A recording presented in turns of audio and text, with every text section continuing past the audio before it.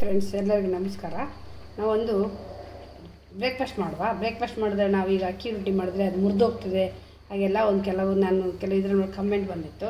ಹಾಗೆ ಇದು ಮುರಿದೋಗಬಾರ್ದು, ಹಾಗೆ ಕ್ಲೀನಾಗಿ ಸಾಫ್ಟಾಗಿ ಒಂದು ಅಕ್ಕಿ ರೊಟ್ಟಿ ಮಾಡೋದು ಹೇಗೆ ಅಂತ ನೋಡುವ. ನೋಡಿ, ನಾನು ಒಂದು ದೊಡ್ಡ ಕ್ಯಾರೆಟ್ ಈಗ ತುರ್ತಿಟ್ಕೊಂಡಿದ್ದೀನಿ, ಸ್ವಲ್ಪ ಕೊತ್ತಂಬರಿ ಸೊಪ್ಪು, ನಿಮ್ಮ ಖಾರಕ್ಕೆ ಅನುಗುಣವಾಗಿ ಕಾಯಿ ಮೆಣಸು ಮತ್ತು ಸ್ವಲ್ಪ ತೆಂಗಿನಕಾಯಿ ಯಾಕಂದರೆ ತಿನ್ನುವಾಗ ಸ್ವಲ್ಪ ಒಳ್ಳೆ ಕ್ರಿಸ್ಪಿಯಾಗಿ ಸಿಗಲಿ ಅಂತ, ತಿನ್ನುವಾಗ ಸಿಕ್ಕಿದರೆ ಒಳ್ಳೆ ರುಚಿ ಆಗ್ತದೆ ಅಂತ. ಮತ್ತು ಒಂದು ದೊಡ್ಡ ಗಾತ್ರದ ಒಂದು ಈರುಳ್ಳಿ ಕಟ್ ಮಾಡಿ ಚಿಕ್ಕದಾಗಿ. ಇದನ್ನೀಗ ರುಚಿಗೆ ತಕ್ಕಷ್ಟು ಉಪ್ಪು ಹಾಕುವ. ಇದಕ್ಕೆ ಉಪ್ಪು ಹಾಕಿ ಸ್ವಲ್ಪ ಅಜ್ವಾಯಿನ ಹಾಕುವ.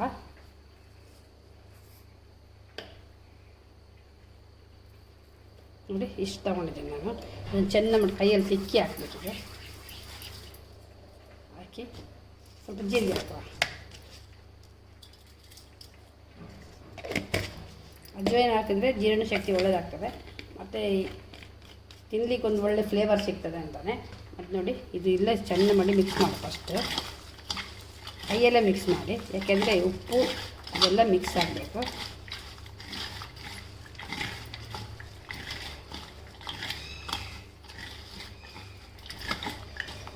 ಚೆನ್ನಾಗಿ ಮಿಕ್ಸ್ ಮಾಡಾಯ್ತಲ್ಲ. ಈಗ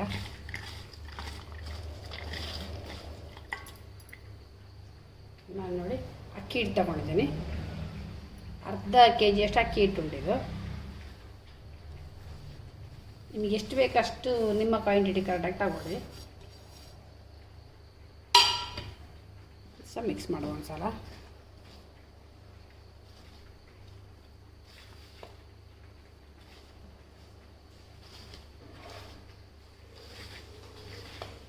ಮಿಕ್ಸ್ ಮಾಡಾಯಿತು. ಈಗ ನೋಡಿ, ಇದು ನಾನು ಕುದಿಯೋ ನೀರು ಇಟ್ಕೊಂಡಿದ್ದೀನಿ. ಜೋರು ಬಿಸಿ ಉಂಟು, ಕುದೀತಾ ಉಂಟು ನೀರು. ಇದನ್ನು ನಾವೀಗ ಕುದಿಯೋ ನೀರಿಗೆ ಹಾಕ್ಬೇಕು. ಸ್ವಲ್ಪನೇ ಹಾಕ್ಬೇಕು, ಜಾಸ್ತಿ ಒಮ್ಮೆಲೆ ಹಾಕಬೇಡಿ, ಸ್ವಲ್ಪ ಹಾಕಿ.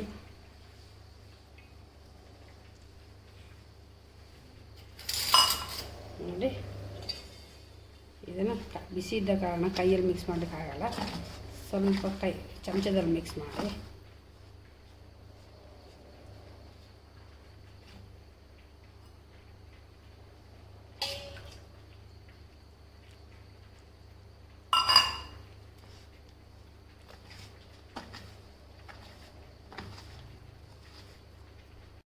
ನೋಡಿ, ನಾನು ಈ ಥರ ಮಿಕ್ಸ್ ಮಾಡ್ಕೊಂಡಿದ್ದೆ. ನಾನು ಬಾಣಲಿ ತೆಗೆದು ಮಿಕ್ಸ್ ಮಾಡ್ಕೊಂಡೆ, ಯಾಕೆಂದರೆ ಅದು ಮಿಕ್ಸ್ ಮಾಡೋದು ಚೆಲ್ತದೆ ಅಂತ ಈ ಥರ ಮಿಕ್ಸ್ ಮಾಡ್ಕೊಂಡಿದ್ದೆ. ನೋಡಿ, ಇದಕ್ಕೆ ಒಂದು ಸ್ವಲ್ಪ ಎಣ್ಣೆ, ಮೇಲಿಂದ ಸ್ವಲ್ಪ ಎಣ್ಣೆ ಹಾಕಿ,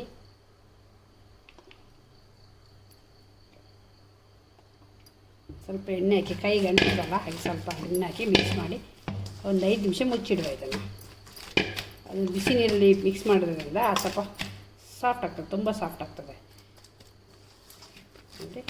ಮತ್ತು ಚೆಂದ ಮಾಡಿ ಮಿಕ್ಸ್ ಮಾಡಿ, ಎಣ್ಣೆ ಎಲ್ಲ ಆ ಕಡೆ ಈ ಕಡೆ ಎಲ್ಲ ಮಿಕ್ಸ್ ಆಗಬೇಕು. ಹಾಗೆ ಮಾಡಿ ಇದನ್ನು ತೆಗೆದು ಸ್ವಲ್ಪ ಮುಚ್ಚಿ ಇಡುವ.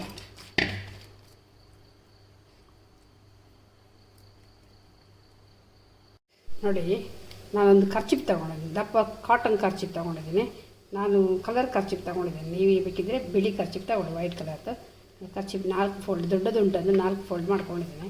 ಇದನ್ನು ಚಂಡಿ ಮಾಡಿ ಒಂದು ಪ್ಲೇಟ್ ಮೇಲೆ ಯಾವುದ್ರ ಮೇಲೆ ಇದ್ರೂ ಹಾಕ್ಕೊಳ್ಳಿ, ನಿಮ್ಗೆ ಅನುಕೂಲವಾಗಿ ಪ್ಲೇಟ್ ಮೇಲೆ ಹಾಕ್ಕೊಳ್ಳಿ. ನೋಡಿ, ಇಷ್ಟಪ್ಪ ಉಂಡೆ ತಗೊಂಡ್ರೆ ಸಾಕು. ಸ್ವಲ್ಪ ನೀರಲ್ಲಿ ಕೈ ಮುಳುಗಿಸಿ ಕರ್ಚಿಪ್ ಮೇಲೆ ಸ್ವಲ್ಪ ನೀರಿಂದ ಹಾಕಬೇಕಿದೆ, ಯಾಕೆಂದರೆ ಸ್ವಲ್ಪ ಸ್ಪ್ರೆಡ್ ಆಗಬೇಕಲ್ಲ, ಚಂಡಿಯಲ್ಲಿ ಅಂಟಬೇಕು ಅಂತ. ಇದನ್ನು ನಿಮಗೆ ಎಷ್ಟು ತೆಳು ಬೇಕೋ ಅಷ್ಟು ತೆಳು ಈಗ ಅಂಟಿಸ್ಕೊಂಡ್ರೆ. ಮಧ್ಯದಲ್ಲಿ ದಪ್ಪ ಬಿಡಬೇಡಿ, ನಿಧಾನಕ್ಕೆ ಅಂಟಿಸ್ಕೊಂಡು ಬಂದರೆ ಸಾಕು. ಮಕ್ಕಳಿಗೆ ತರಕಾರಿ ಎಲ್ಲ ತಿನ್ನೋದಿಲ್ಲ ನೋಡಿ, ಬೆಳಿಗ್ಗೆ ಹೊತ್ತು ಅವರು ತರಕಾರಿ ತಿನ್ನಲಿಕ್ಕೆ ಉದಾಸೀನ ಆಗೋದು ಮಕ್ಕಳಿಗೆ. ಹಾಗೆ ಈ ಥರ ಮಾಡಿಕೊಟ್ರೆ ನಮಗೆ ಸುಲಭವಾಗಿ ಆಗ್ತದೆ. ಮುರಿದೋಗೋದು, ನಮಗೆ ಕಟ್ಟಾಗ್ತದೆ, ಎದ್ದೇಳೋದಿಲ್ಲ, ಹಾಗೆಲ್ಲ ಕೆಲವು ಕಮೆಂಟ್ ಬಂದಿತ್ತು ನನಗೆ. ಹಾಗಾಗಿ ಇದು ಈಸಿ ಮೆಥಡ್ ಅಂತ ಹೇಳ್ಬೋದು. ನೋಡಿ, ಆದಷ್ಟು ತೆಳುವಾಗಿ, ಎಷ್ಟು ತೆಳು ಬೇಕೋ ಅಷ್ಟು ತೆಳು ಇಟ್ಟಿಸ್ಕೊಬೋದು. ನೋಡಿ, ಹೀಗೆ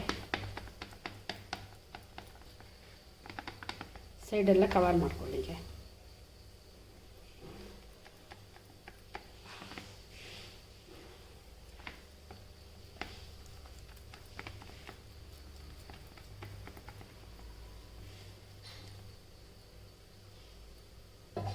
ಸ್ವಲ್ಪ ನೀರು ತಾಗಿಸ್ಕೊಂಡು ಹೀಗೆ ಕವರ್ ಮಾಡಿಕೊಂಡ್ರೆ ಆಯಿತು.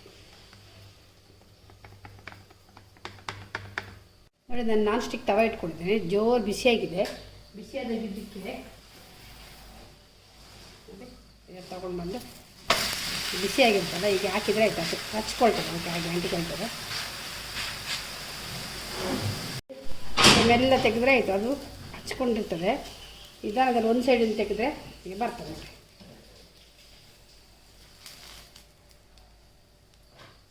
ಈಗ ನಿಧಾನದಲ್ಲಿ ಬೇಯಿದೆ, ನಿಧಾನಕ್ಕೆ ನೋಡಿ ಸ್ವಲ್ಪ ಬೆಂದಿದೆ. ಈಗ ಇದಕ್ಕೆ ಸ್ವಲ್ಪ ಎಣ್ಣೆ ಆದ ಸಹ ತುಪ್ಪ ಆಗಲಿ ಸಹ ಎಂಥದ್ದು ಸಹ ಹಾಕ್ಕೊಳ್ಳಿ, ಮತ್ತು ರುಚಿ ಆಗ್ತದೆ ಅಂತ.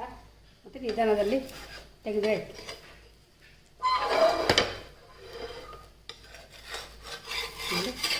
ಅಂಥದ್ದು ಎಂಥ ಸಹ ಇಲ್ಲ.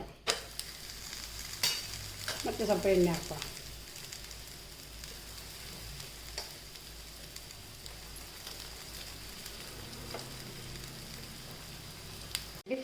ಸ್ಲೋ ಗ್ಯಾಸಲ್ಲಿ ಬೇಯಿಸ್ಕೊಂಡ್ರೆ ಆಯಿತು.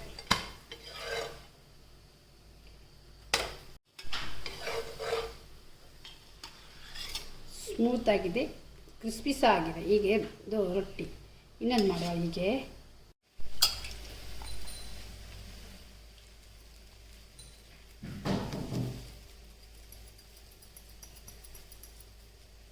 ನೋಡಿ,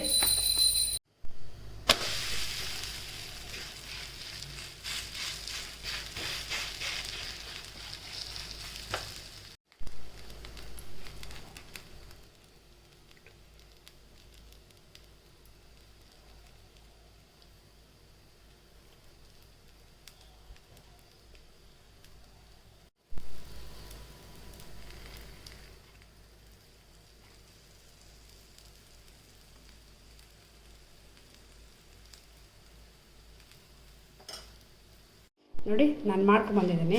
ಎಷ್ಟು ತೆಳುವಾಗಿ ಹೇಗಿದೆ ನೋಡಿ, ಎಷ್ಟು ತೆಳುವಾಗಿ ಇಷ್ಟು ಚೆನ್ನಾಗಾಗಿದೆ. ನೀವು ಸಲ ಟ್ರೈ ಮಾಡಿ ಹೇಗಾಗಿದೆ ಅಂತ ಹೇಳಿ. ನಾನು ಇದರೊಟ್ಟಿಗೆ ದಾಲ್ ತಡ್ಕ ಮಾಡಿದ್ದೀನಿ, ದಾಲ್ ತಡ್ಕ ಮಾಡಿದ್ದೀನಿ. ನೀವು ಸಹ ಒಂದ್ಸಲ ಟ್ರೈ ಮಾಡಿ ಹೇಗಾಗಿದೆ ಅಂತ ಹೇಳಿ. ಹಾಗೆ ಯಾರು ಸಬ್ಸ್ಕ್ರೈಬ್ ಮಾಡಲಿಲ್ಲ ಸಬ್ಸ್ಕ್ರೈಬ್ ಮಾಡ್ಕೊಳ್ಳಿ, ಹಾಗೆ ಶೇರ್ ಮಾಡಿ, ಲೈಕ್ ಮಾಡೋದು ಮರಿಬೇಡಿ. ಇನ್ನೊಂದು ವಿಡಿಯೋದೊಂದಿಗೆ ಮತ್ತೆ ಬರ್ತೀನಿ. ಥ್ಯಾಂಕ್ ಯು, ಧನ್ಯವಾದಗಳು.